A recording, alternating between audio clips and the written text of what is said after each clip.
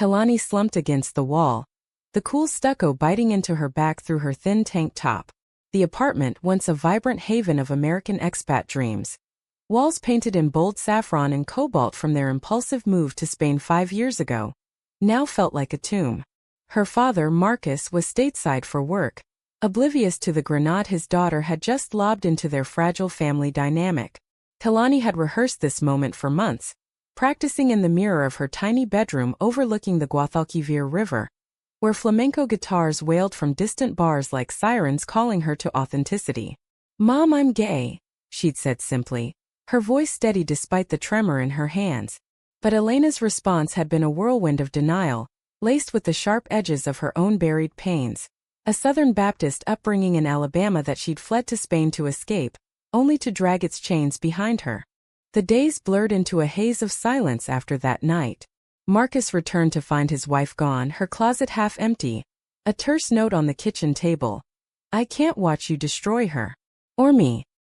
He tried to bridge the gap, his broad shoulders slumping under the weight of mediation calls to Elena in Madrid, where she'd fled to a cousin's spare room. But Kalani, with her wide-set eyes the color of aged whiskey and a laugh that could light up the darkest tapas bar, withdrew into herself. She wandered the labyrinthine streets of the Triana neighborhood, the gypsy heart of Seville, where laundry fluttered like surrendered flags between wrought iron balconies. The air was thick with the sizzle of churros frying in olive oil and the melancholic strum of guitars from hidden patios, but nothing filled the void Elena had carved out. School became a refuge of sorts. Kalani threw herself into her final year at the International High School, her sketchbook filling with charcoal portraits of women, strong-jawed flamenco dancers with defiant stares, elderly abuelas whispering secrets over café con leche. Her art teacher, Señora Ruiz, noticed the shift, the way Kalani's lines grew bolder, more insistent. "El arte es tu verdad," the woman would say, her silver bracelets jingling like wind chimes. "Let it bleed onto the page." And bleed it did. Kalani's pieces earned her a spot in a summer art program in Barcelona, a lifeline Marcus urged her to grasp. "Your mom's coming around, kiddo." He'd lie over breakfasts of pan con tomate, his voice gruff with unspoken grief. But the postcards from Elena dwindled to nothing, each one shorter than the last, until the mailbox echoed empty. Barcelona was a revelation, a city that pulsed with the same unapologetic rhythm as Kalani's heart. The program thrust her into a whirlwind of creatives, painters from Berlin, sculptors from Mexico, and one American photographer named Marin, who arrived late to the first critique with a Leica slung over her shoulder and an apology that tasted like fresh espresso. Marin was 20, a year older, with freckles dusting her nose like cinnamon on churros and green eyes that held the stormy Atlantic she'd grown up staring at from her family's main cottage. She'd come to Spain chasing light, she said.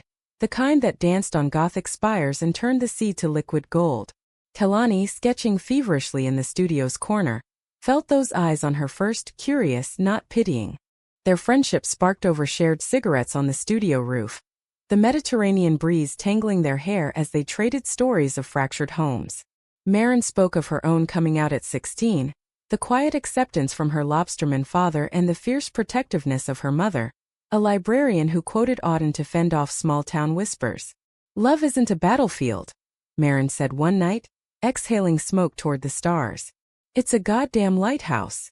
Kalani laughed, the sound rusty from disuse, and confessed her own storm, the mother's exodus that had left her adrift.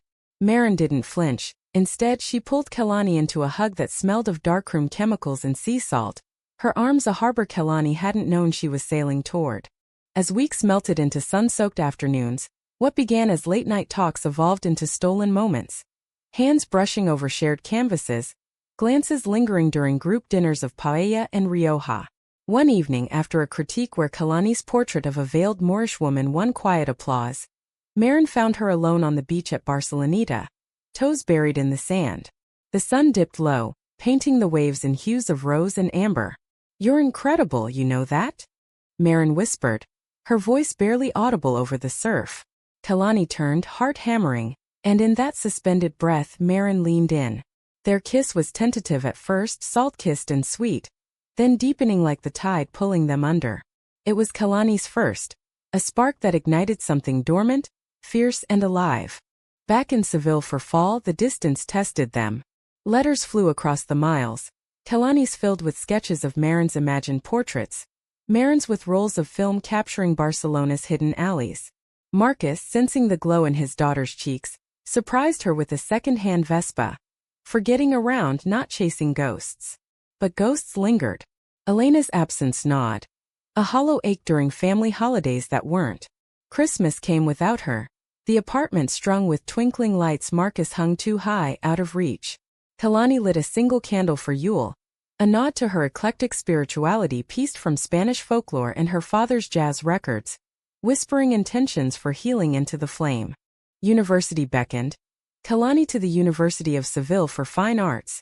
Marin back to a photography program in Portland, Oregon. They vowed to bridge the ocean with visits, but life, that relentless current, had other plans. Marin's internship in New York pulled her east. Kalani's scholarships chained her to Andalusia. Phone calls stretched thin, laced with "I miss you" that bordered on pleas. Then betrayal crept in, not from Marin but from the periphery. A mutual friend from the program, Javier, confessed his crush on Kalani during a drunken night in a Granada bar. Harmless flirtation, Kalani thought, until rumors slithered back to Marin via a forwarded email chain. Kalani seeing that Spanish guy. Figures. Marin didn't confront. She withdrew, her texts cooling to embers. The silence stretched for weeks, a chasm wider than the Atlantic. Kalani, frantic, booked a red-eye to New York on Marcus's credit card, arriving at Marin's cramped Brooklyn walk-up with tear-streaked cheeks and a bouquet of bodega roses. Marin opened the door in paint-splattered overalls, her eyes red-rimmed, and the floodgates broke. "I thought you'd moved on," Marin sobbed, pulling Kalani inside. "Javier means nothing," Kalani insisted. Their words tumbling over apologies and insecurities. They made love that night. Not in the fevered rush of youth, but in the tender reclamation of trust, bodies mapping forgiveness under the hum of city traffic. It was a mending raw and real that bound them tighter. Years wove them closer. Kalani graduated with a thesis on queer visibility in Spanish Renaissance art, her exhibition drawing whispers of gallery scouts. Marin freelanced for indie mags, her photos of immigrant stories earning her a Guggenheim nod. They closed the distance when Marin landed a grant for a project on Andalusian light. Suddenly, she was in Seville, subletting a flat in the Barrio Santa Cruz, its walls dripping with bougainvillea. Their life together bloomed. Lazy mornings in the Mercado de Triana haggling for figs and manchego. Evenings dancing salsa in dimly lit caves where Marin's laughter mingled with castanets. Marcus adored Marin, calling her the fixer-upper we didn't know we needed. His gruff affection a balm on old wounds. But Elena's shadow loomed. Postcards resumed sporadically. Birthdays marked with generic cards from Madrid, where she'd rebuilt a life as a translator for tourists, her days filled with the chatter of languages she wielded like shields. Kalani wrote back once, a letter sealed with a pressed olive leaf. "I forgive you, Mom. But I miss the woman who taught me to love fiercely." No reply came. The betrayal wasn't Elena's leaving, Kalani realized. It was the silence that followed, the refusal to witness her daughter's becoming. Proposal came on a whim, atop the Giralda Tower as the city unfurled below like a tapestry of ochre and azure. Marin on one knee with a ring forged from recycled silver, simple etched with waves, asked, "Be my forever in every light?" Kalani, tears blurring the Alhambra's distant silhouette, said yes with a kiss that tasted of eternity. Wedding plans unfolded in a flurry of joy and logistics. A small affair in a Seville courtyard, under the same orange trees where Kalani had once sketched her dreams. Invitations went out to friends from Barcelona, Marcus's jazz buddies, Marin's coastal kin. For Elena, Kalani penned a final note. "If you can bear it, we'd love you there. No expectations." Weeks passed without word, the ache familiar but dulled by Marin's steady hand. The day arrived under a flawless Andalusian sky, the air humming with cicadas and the faint trill of a flamenco singer warming up. Guests milled in the courtyard, laughter mingling with the clink of cava glasses. Kalani in her lace gown paced the alcove, jasmine in her curls, heart a wild drum. Marin waited at the archway, cream suit impeccable, green eyes shining like emeralds in sunlight. As the ceremony began, a hush fell. Vows exchanged like sacred oaths. Marin promising to chase every shadow with her lens, Kalani vowing to paint their love in colors unseen. Rings slid on, sealing promises. Then, as they turned to face the applause, Kalani's breath caught. In the back row, half hidden by a pillar, sat Elena. Silver threaded her dark hair, her face etched with lines of regret, but her eyes, those whiskey eyes mirrored in her daughter, held a quiet pride, tears tracing silent paths down her cheeks. She hadn't spoken, hadn't approached, but she was there, watching. In that frozen heartbeat, Kalani's world tilted, the courtyard's beauty sharpening into something almost painful. Elena's presence was a ghost made flesh, uninvited yet undeniable. Her simple navy dress and clutched program a testament to the miles she'd traveled, not just from Madrid, but from the woman who'd stormed out into the rain 7 years prior. Marin followed Kalani's gaze, her hand tightening in silent solidarity. A whisper of "it's okay," brushing her ear like a vow renewed. The reception unfolded in a dreamlike haze. Tables groaned under platters of jamon iberico, patatas bravas and towering crocumbush, the air sweet with orange blossom. Guests swirled in a tapestry of accents, Marcus toasting with a blues riff on his harmonica, Marin's mother reciting a poem about lighthouses and safe harbors. Kalani danced with Marin under strings of fairy lights, their bodies swaying to a soft guitar rendition of Bésame Mucho, the world narrowing to the warmth of her wife's breath on her neck. But Elena lingered at the edges, nursing a glass of sherry, her smiles polite but strained when approached. As dusk painted the sky in bruised purples, Kalani slipped away, drawn to the courtyard's fountain where water murmured secrets to the stones. Elena found her there, the older woman's steps hesitant, like treading on fragile ice. "You look radiant," Elena said, her voice roughened by disuse, the Alabama lilt softened by years of Castilian inflection. Kalani turned, arms crossing instinctively, a shield against the flood of emotions cresting within. "You came," she replied, not a question but an accusation wrapped in wonder. Elena nodded, eyes dropping to the rippling water. "I almost didn't. The train from Madrid. I bought the ticket 3 times, refunded it twice." She paused, fingers twisting the stem of an invisible glass. "Your letter. It gutted me, Kalani. Forgiveness I don't deserve." The name hung between them, unfamiliar on Elena's tongue after years of avoidance. Kalani felt the old anger stir, hot and familiar, but tempered now by the life she'd built, the woman waiting inside who loved her without condition. "Why now?" Kalani asked, voice steady despite the tremor in her chest. "After all this time, what changed?" Elena's laugh was bitter, a sound like dry leaves underfoot. "Nothing. And everything. I saw your exhibition last year online. Those portraits, women unbroken, unashamed. I recognized you in every stroke." She stepped closer, the jasmine scent faint but there, a bridge across the chasm. "I left because I was scared, baby. Scared of what it meant for you in this world, but mostly for me.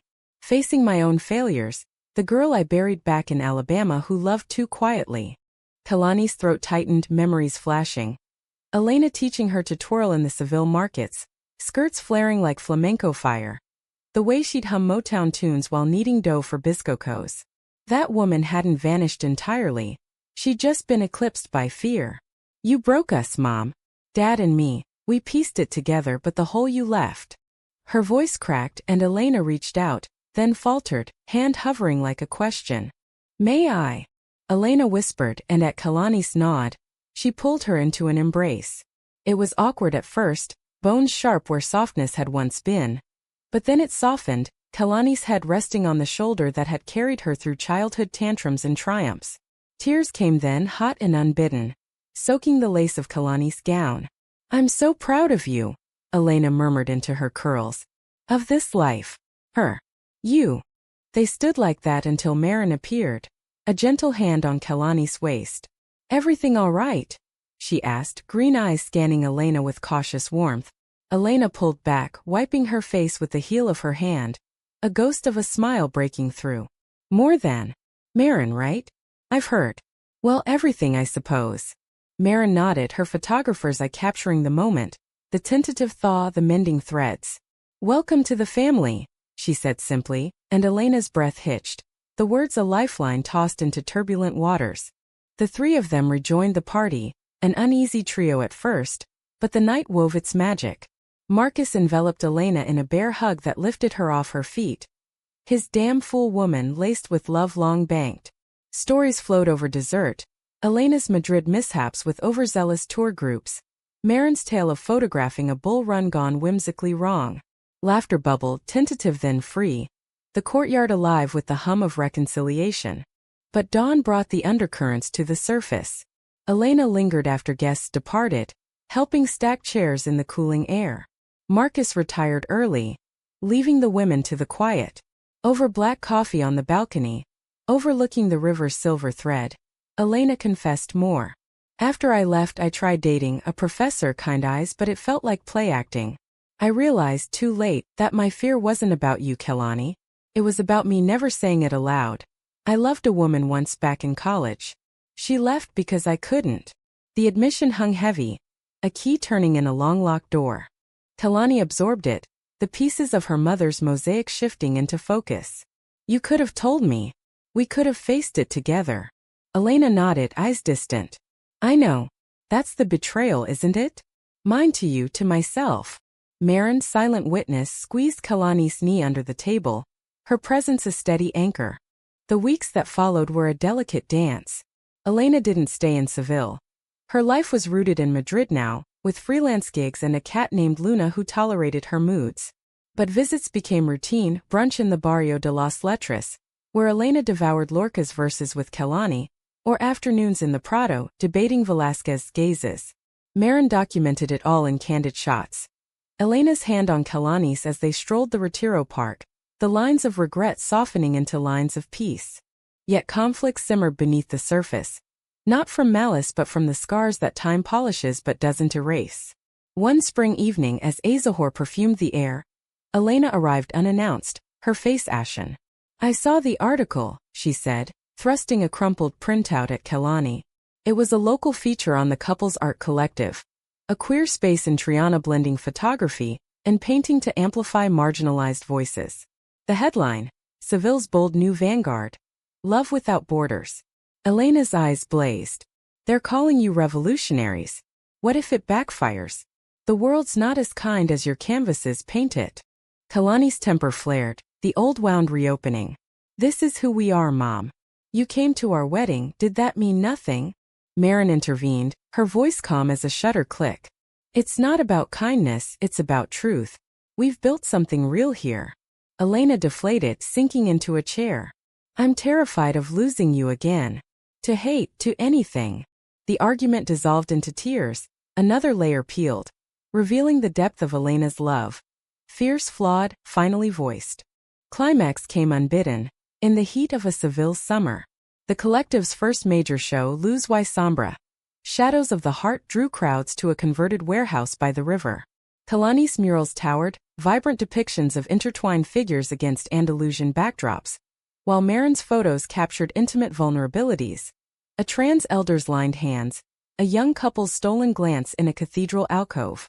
Elena attended, her presence a quiet victory, until midway through a group of locals, emboldened by sangria and small-town grudges, unleashed a tirade. Freak show! One shouted, spitting toward the entrance. Security ushered them out, but the venom lingered, whispers turning to murmurs. Kelani froze mid-conversation, her world narrowing to the echo of that word. Marin pulled her aside. But it was Elena who stepped forward, voice cutting through the din like a flamenco heel strike. Enough! She bellowed, her Alabama fire reignited. These women are family. Artists. More brave than any of you cowards hiding behind beer guts. The room stilled, then erupted in applause, the moment shifting from fracture to fortitude. Elena, trembling, turned to Kelani. I'm done running. From you, from this. In the aftermath, as the gallery emptied and the river lapped at the banks outside, the three women sat on the warehouse steps, sharing a bottle of Tinto de Verano. Elena raised her glass. To betrayals mended, and loves that endure. Kelani clinked, her heart full, the drama of their story resolving not in perfection, but in the humanistic grace of showing up. Flawed, late, but holy. Their life post-show settled into a rhythm as steady as the Guadalquivir's flow. The collective thrived, commissions pouring in from Berlin galleries and New York curators. Marin and Kalani adopted a stray tabby named Sol, who claimed the sunniest windowsill as throne. Marcus retired to a cottage in Rhonda, his jazz nights now spiced with Elena's occasional harmonies, her voice rediscovered, a sultry alto that harmonized with his tenor like old lovers reuniting. Elena's visits evolved into weekends, then weeks, her Madrid flat sublet for a room in their Triana home. She contributed sketches to the collective, delicate line drawings of women's profiles that whispered of hidden histories. One evening, as rain pattered the roof, echoing that fateful night years ago, Elena sat with Kalani at the kitchen table, sorting old photos. A faded snapshot surfaced. Elena at 20, arm around a dark-haired woman in a college quad, both laughing under autumn leaves. Her name was Clara, Elena said softly. She taught me to dream bigger than fear. Kalani traced the image, seeing echoes of her own joys. Thank you for sharing her. For sharing you. Elena's hand covered hers, steady now. No more secrets. Only stories forward. The romance between Kalani and Marin deepened in these quieter chapters, their love a canvas repainted daily. Mornings began with coffee kisses, Marin's lens capturing Kalani's bedhead glow. Afternoons wandered the Alcazar gardens, hands linked as peacocks strutted by. Nights ended in tangled sheets, whispers of gratitude for the woman who'd seen her light when she felt shadowed. Betrayal's shadow, once a storm, became a distant cloud, a reminder that wounds heal crooked but strong. Elena's redemption wasn't grand gestures but small ones. A pride flag in her Madrid window, a letter to Marcus apologizing for the years stolen. Their family, patchwork and profound, mirrored the mosaics of the Alhambra. Fragments fitted into beauty. As autumn gilded the leaves, Kalani stood on their balcony, sketching the river at twilight. Marin joined her, chin on shoulder, Elena's laughter drifting from the kitchen where she bantered with Marcus over paella. In this life woven from drama and grace, Kalani knew. Love wasn't the absence of pain, but the courage to hold it, to let it transform. And in Spain's warm embrace, they did. Winter wrapped Seville in a rare chill, the kind that nipped at fingertips during Feria de Enero markets, where stalls hawked roasted chestnuts and mulled wine. Kalani bundled against it, her scarf a riot of Marin's knitted colors, emerald greens and sunset oranges, as she and her wife navigated the crowds. Elena trailed, a basket hooked on her arm, her cheeks flushed not just from cold but from the tentative joy of belonging. Marcus had stayed home citing his old bones, but truth be told, he savored these outings the way his girls, all three now, filled the spaces he'd once shouldered alone. The market was a sensory feast. Vendors hawking espadrilles stamped with polka dots, the air thick with cinnamon and the twang of accordions. Kalani paused at a stall of vintage jewelry, her fingers tracing a silver locket etched with interlocking vines. Like us, she murmured to Marin, who snapped a quick photo, the flash catching the steam from their breaths. Elena hovered, then ventured. That reminds me of one your abuela wore, back in Mobile before we left. It was a rare glimpse into the pre-Spain Elena, the one who'd packed dreams into suitcases and fled south for a fresh start. Kalani bought the locket, slipping it around Elena's neck on impulse. For new memories, she said, and Elena's eyes misted, her hand fluttering to the cool metal. You're too good to me, Mija. The endearment, borrowed from Spanish warmth, sealed the moment. A bridge from Alabama's rigid pews to Andalusia's open skies. Back home, the hearth crackled with olive wood, casting flickering shadows on the walls adorned with their collective's prints. Dinner was a collaborative chaos. Marin chopping garlic with precision, Kalani stirring saffron rice, Elena recounting a Madrid client's bungled translation of flamenco as flamingo dance. Laughter pealed like bells, Marcus joining with a story of his latest gig at a Rhonda Jazz Fest, where a tipsy tourist mistook his sax for a snake. But beneath the domestic idol, undercurrents stirred. Elena's confessions had opened floodgates, but not all waters ran clear. One night, after a collective meeting ran late, discussing a collab with a Granada queer youth group, Kalani returned to find Elena poring over old journals, her face drawn. Couldn't sleep, Elena admitted, closing the leather tome too quickly. Curiosity piqued, Kalani pressed gently, and the words spilled. Pages from her college days, frantic entries about Clara, the stolen weekends, the terror of discovery, the ultimatum from Elena's father that severed it all. I burned most of them after I left you, Elena whispered. But they survived. Like regrets. The vulnerability cracked something in Kalani, a mirror to her own early sketches, frantic lines capturing unspoken longings. "We don't have to burn them," she said, pulling Elena close. "They're part of the story. Ours now." Marin, arriving with takeout empanadas, sensed the weight and lightened it with a playlist of Billie Holiday, her voice weaving through the room like smoke. Spring brought renewal, the orange blossoms carpeting streets in white confetti. The collective expanded, hosting workshops for local teens, kids like young Kalani, sketching identities in safe spaces. One session, a shy girl with braids and braces shared a poem about her crush on her best friend. Elena, volunteering as a mentor, read it aloud with a steadiness that hushed the room. Later, tears in her eyes, she told Kalani, "That's you at her age. Brave in ways I wasn't." The praise, unadorned, healed deeper than any apology. Yet drama, that uninvited guest, knocked again in subtle forms. Marcus's health faltered. A minor heart scare during a solo hike in the Sierra Nevada. The call coming at midnight. The family rallied, Elena driving through twisting roads to his bedside in Malaga, her hands white-knuckled on the wheel. Kalani and Marin followed, the hours blurring in a vigil of beeps and bad coffee. "Stubborn old coot," Elena muttered, but her vigil was fierce, smoothing his brow as he joked about outliving them all. Recovery was slow, pulling them into a tighter orbit. Elena extended her stay, cooking Marcus's favorite gumbo infused with Spanish chorizo, a fusion born of their shared exile.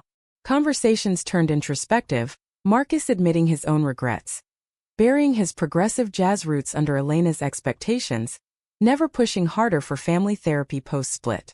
"We all betray in small ways," he said one evening as fireflies danced outside. "The human part is making it right." Marin captured these intimacies in a series she titled Hearthlights, sepia-toned photos of hands clasped, profiles in repose. One image, Elena and Marcus sharing a porch swing, twilight gilding their grays, hung in the living room, a talisman of mended bonds. Kalani, inspired, painted its companion, a triptych of figures emerging from shadows, arms outstretched toward dawn. Summer's heat wave tested their harmony. A gallery in Barcelona offered Kalani a solo show, but it clashed with Elena's planned trip to Mobile. A reckoning with her past, visiting Clara's grave after decades. Tension simmered. Elena accused Kalani of prioritizing fancy walls over family roots. A echo of old wounds. "This is my root," Kalani shot back, gesturing to the studio. "You, Dad Marin. That's the family I choose every day." The argument escalated in the sweltering kitchen, voices rising like steam from a pot. Marin mediated, her calm a counterpoint. "We're not choosing, we're weaving. Go to Mobile, Kate. I'll handle the prep." Elena relented, apology in her eyes, and departed with a hug that lingered. Kalani, spent, collapsed into Marin's arms, the betrayal not in words but in the fear of fracture recurring. Elena's journey yielded letters, postcards from Alabama's bayous, describing magnolias heavy with memory, the quiet cemetery where Clara rested under a stone etched forever in song. "She'd have loved your fire," Elena wrote, "and Marin's light." The words arrived days before the show, a balm that steadied Kalani's hand on the canvas. The Barcelona opening was triumphant. Critics lauded the emotional depth. Collectors vied for pieces depicting intertwined lives against Sierra backdrops. Marin documented it, her lens finding Elena in the crowd. She'd come, fresh from her pilgrimage, eyes bright with ghosts laid to rest. Their reunion was wordless at first, a clasp of hands amid the champagne fizz, then laughter over tapas as Elena regaled tales of southern humidity and reconciled kin. Fall deep in their roots. The collective launched a traveling exhibit, Voces Entrelazadas, touring from Seville to New York, with Elena co-curating a section on intergenerational queer narratives. Marcus, stronger now, tagged along for the stateside leg, his harmonica serenading airport lounges. Kalani and Marin stole moments amid the whirl. A rainy afternoon in Central Park, sharing a bench and dreams of a seaside home in Maine, where Marin's family waited. Winter circled back, the cycle complete. On New Year's, as fireworks bloomed over the Guadalquivir, the family gathered on the balcony. Elena raised a toast. To betrayals that birthed us stronger. To loves that light the way. Glasses clinked, Soul the cat weaving between legs. Kelani leaned into Marin, Elena's arm around her shoulders, Marcus humming a low blues riff. In this humanistic tapestry, drenched in drama, laced with romance, they found not perfection but profundity. The mother's leaving had been a rupture, but the watching, the returning, the weaving, that was redemption's quiet art. And in Spain's eternal sun it shone.